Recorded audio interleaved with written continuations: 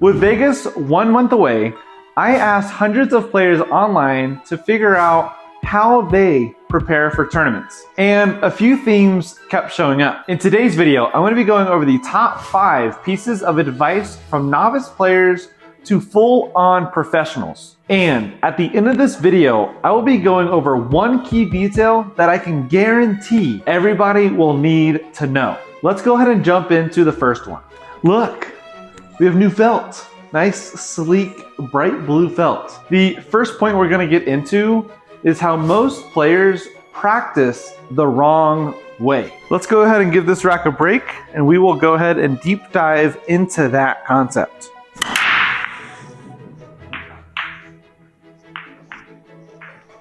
Dang. So what I mean by most players practice the wrong way. I'm going to an 8-ball tournament and I need to know how to play 8-ball. Of course, without a doubt, 100%. But if I play bank pool, 9-ball, straight pool, 10-ball, if I play different game modes, I'm gonna learn a lot more about cue ball control or, like I said, rail systems, angles, than I would just by playing 8-ball the whole time. Let's go ahead and play the 3-ball in the side here.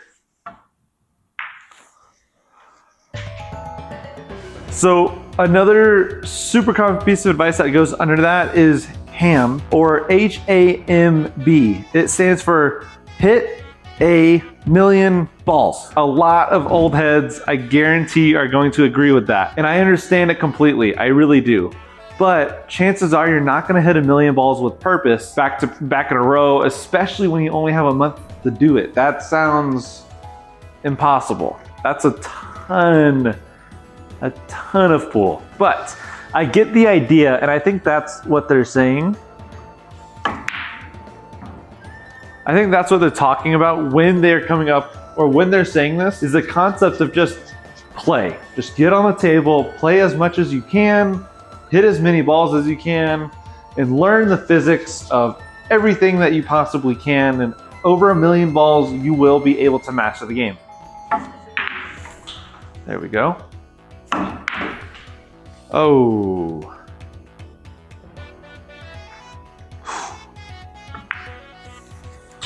So I'm fortunate enough to have a table at the house where I can play with my pops all the time. With that being said, if you're with your teammates or your friends or your parents as well, right? Try and get on the table and play with them, but simulate the tournament experience in the sense of have a race to 3, play races to 5, put some money on the table, make sure there's competition and pressure, and it's more than just a fun game of 8-ball, right? Simulate not every single time you play, but that's a way to get over your nerves. And by the time you're at the tournament playing, your nerves will still be there, hopefully, but it's gonna be a lot less because you understand what you're getting yourself into, and you'll be able to control your nerves a lot more in that situation because you've already practiced and trained your brain to do that already.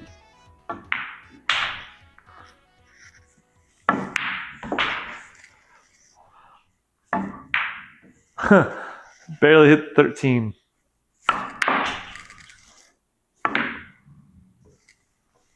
Biffed it. There we go. That's definitely not gonna get there. So number 2 is not listening to your body. You have to listen to your body. You have to prepare your body for something like that. One of those things being you are gonna be on your feet a lot.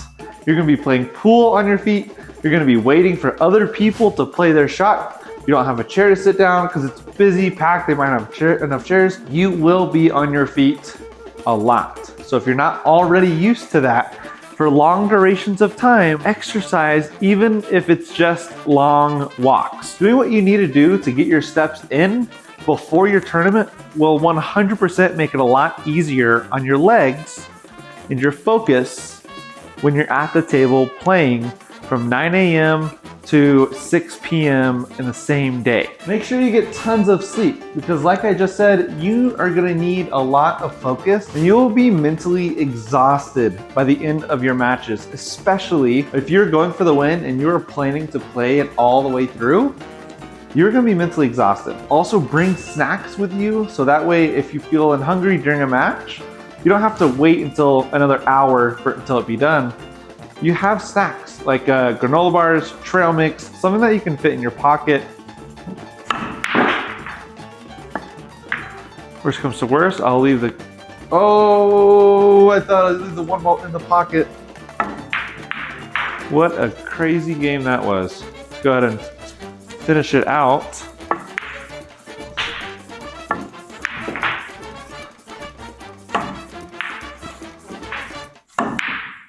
Oh! Number 3.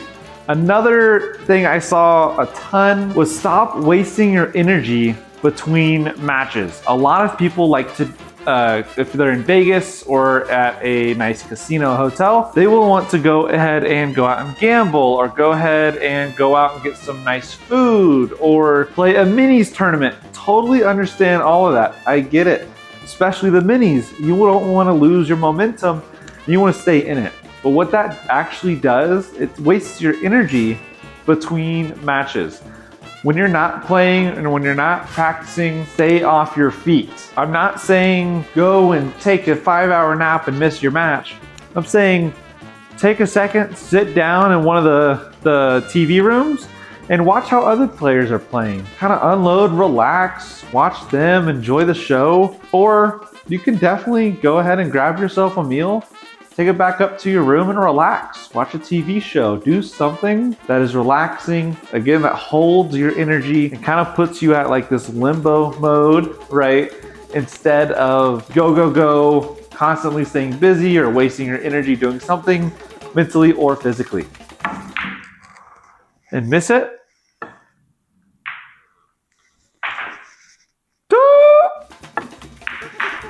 Number 4 is gonna probably be the most common out there, and it's changing your equipment too late. Whether that means getting a new brake cue, new jump cue, a new Q-tip on your playing cue. On the week of the tournament or 2 weeks before the tournament, you have to hit and play and practice and really warm up to those new things.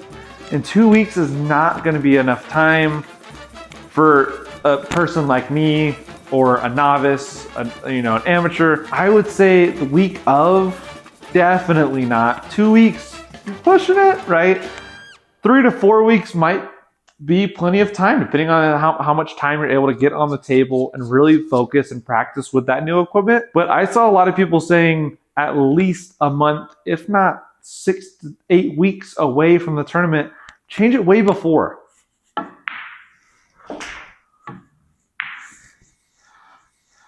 I'm gonna cut this one to the side, some top right and get it on the table. Call it around the world. First, you gotta make the 6 ball. But if I made it, that was pretty good shape. Let's go ahead and just play a 3 rail, kind of get a trick shot in this video.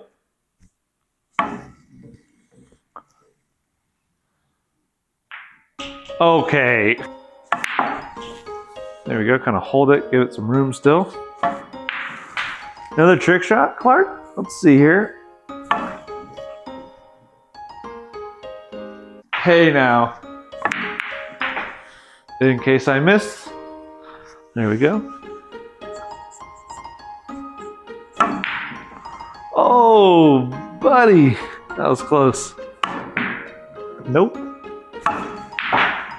Sticking on number 4 and changing your equipment too late, I would highly recommend making sure you have a shaper and a scuffer when you go to the tournament in case something is off and you're not getting the kind of reaction out of the tip you'd like, and making sure your cues are all clean before the tournament. Ooh, tough break. Oh, nope. There we go.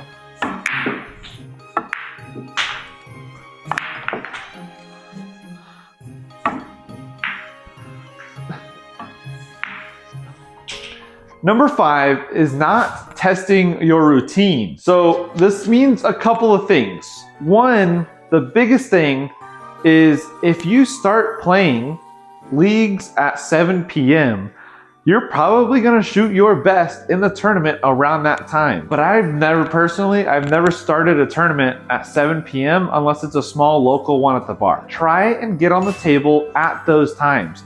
Get your brain used to that and practice when you've only been awake for a couple hours. Try and see what that does to your game. And during the tournament, I guarantee you, you will thank yourself for doing that and giving yourself that opportunity to learn.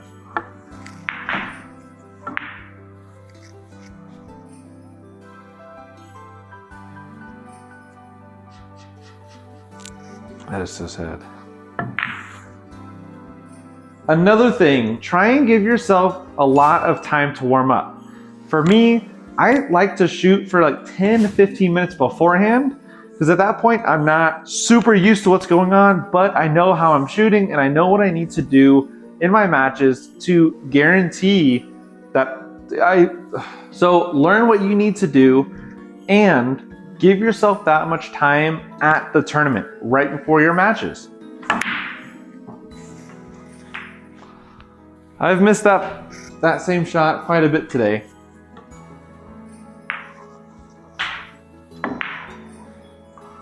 Definitely got shape on the 5.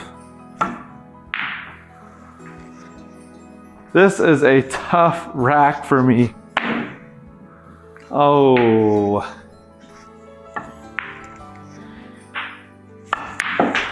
There we go. Wow.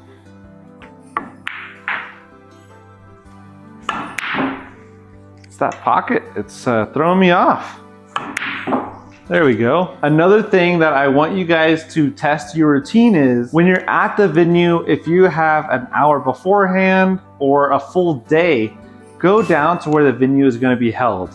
Try and figure out where the restrooms are, where the restaurants are, like places to eat, and again, where are your matches going to be played? Gotta get a lay of the land and prepare yourself so that way when the tournament does start and you need something real quick, like a bite to eat, use the restroom, or if it's continuous play, get from one room to the next, you will know where to go and have a basic general idea of how to prepare yourself for those moments. Confidence comes from tested routines, not morning guesses. Now, I did say at the beginning of this video, there was gonna be a 6th thing that was gonna be so important and matter to absolutely everybody watching this video, and that's to figure out what works for you. The best way to do this is by being ready and going into weekend tournaments, getting lessons, and preparing yourself over time to have the perfect dialed in tournament routine. Thank you guys so much for watching today's video. And again, we are 1 month away from Vegas. So over the next 3 weeks, prepare for a lot more of that. Be sure to leave a like, subscribe, and in the comments below, please leave your biggest piece of advice for novice and beginning pool players going to their first ever tournament. Again, thank you guys so much. This has been Trent on the break. Peace.